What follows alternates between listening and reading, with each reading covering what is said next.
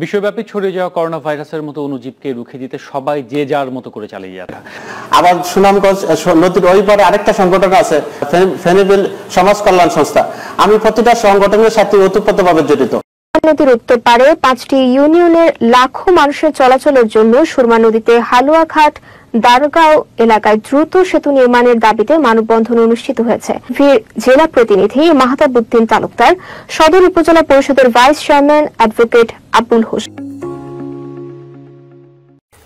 ডুবে আছে পুরো সুনামগঞ্জ, পানি কমার কোনো লক্ষণ নেই। শহর থেকে প্রত্যন্ত গ্রাম, যতদূর চোখ যায় শুধু পানি আর পানি। ঠাওর করার উপায় নেই কোনটি নদী আর কোনটি জনপদ।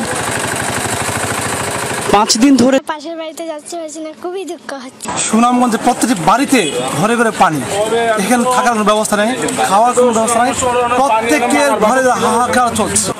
এরই মধ্যে ডুবে আছে হাজার হাজার মানুষের। জন্মের পরে এত বন্যা আর কখনো দেখি নাই। যা কিছু ছিল বাসায় সবকিছু শেষ।